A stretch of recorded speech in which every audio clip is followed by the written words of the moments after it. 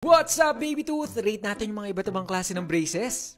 Tara! Metal or traditional braces, bibigyan ko ito ng 100 out of 10. Kahit kasi sinauna siya, very effective pa rin sa pag-correct ng malocclusion o yung sungke at affordable. Pero yun nga lang, medyo mahirap linisin at noticeable. Pero may mga tao naman na gusto yung appearance ng metal braces. Kaya kung okay naman sa'yo makitaan ng metal sa ngipin at hindi ka singawin, perfect sa'yo to. At pwede ka pang pumili ng kulay ng ligatize. Ano nga ba yung ligatize? Ito yung rubber na kumakapit sa wire para hindi matanggal sa brackets. Di ko nga lang siya nire-recommend sa may poor oral hygiene at sa pasyenteng walang time sa akin.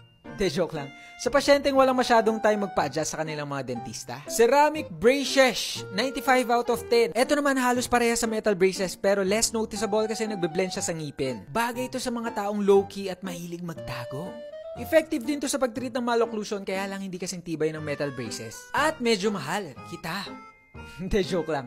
Medyo mahal siya compared to metal braces. Self-ligating braces, bibigyan ko to ng 110 out of 10. Halos pares din to sa metal braces, kaya lang pinagkaiba nila, wala na tong rubber or ligatize. Dahil yung brackets na yung kakapit sa wire. Unlike sa metal braces, kailangan mo na ligatize or rubber para kumapit yung wire at mag-adjust. Bagay naman to sa mga walang time bumalik, parang yung ex mo. Hindi, joke lang. Bagay ito sa mga taong hindi kayang pumunta every month para magpa-adjust, katulad ng seaman at yung mga kababayan nating nagtatrabaho abroad. Yun nga lang, medyo mahal din kumpara sa metal braces. Lingual braces, 10 out of 10. Ito naman, nilalagay sa likod ng ngipin. Bagay ito sa mga ayaw talaga magpakita, parang yung ninong mo kada Pasko. Hindi, joke lang. Bagay ito sa mga ayaw makitaan talaga ng braces. Very effective din, kaya nga lang since nasa likod siya, maaaring maapektuhan ang iyong pagsasalita at ma-irritate ang iyong dila. Clear aligners, bibigyan ko to ng 150 out of 10 dahil ito ay transparent, removable at very effective din. Since removable, madali mo malilinis ang ngipin kaya lang kailangan ng matinding compliance ng pasyente. Dahil may mga pasyenteng nakakalimutan isuot ito since ito ay natatanggal. Bagay ito sa mga pasyenteng ayaw makitaan ng braces at sa mga pasyenteng singawin since wala ng metal na magra-rub against their cheeks.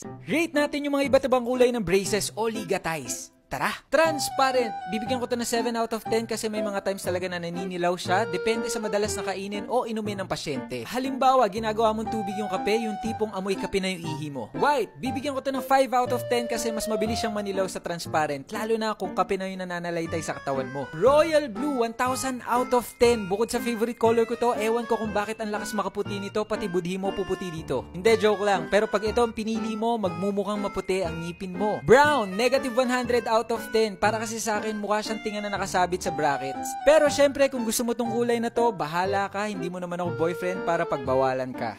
Hindi, joke lang. Syempre, kung gusto mo yan, okay lang naman. Bahala ka, malaki ka na. Black, bibigyan ko to ng 100 out of 10 kasi isa to sa mga kulay na magmumukhang maputi ang ngipin nyo at imposibleng manilaw. Pero kasi ako, na-try ko to before, may nagsabi sa akin, nagmukha daw akong kumain ng adobong pusi. Sky Blue, 7 out of 10. Para sa akin, magmumukhang maputi ang ngipin mo dito pero since light color, namamantsahan lalo na kapag ginawa mong twice a year ang pagpapa-adjust. Gray, bibigyan ko to ng 9 out of 10 since kakulay niya lang yung brackets, hindi magmumukhang maputi ang ngipin mo dito. Pero bagay ito sa mga ayaw ng kulay at sa mga nag-aantay ng taong magbibigay kulay sa kanilang buhay. Teal, bibigyan ko to ng 8 out of 10 para sa akin magmumukha din maputi ang ngipin mo dito. At kumpara sa Sky Blue, hindi siya ganun kabilis mamantsahan. Depende na lang kung kumakain ka ng watercolor. Hindi, joke lang. Depende na lang kung madalas kang kumain ng mga pagkain na may food color. Navy Blue, 87,000 out of 10. Bukod sa favorite color ko to, isa din to sa mga kulay na magmumukhang maputi ang ngipin mo. Kaya nga lang, yun nga, kapag mas madalas pa kayo nakikita ng ex mo kesa sa dentista mo, magbabago din ang kulay nito parang ex mo.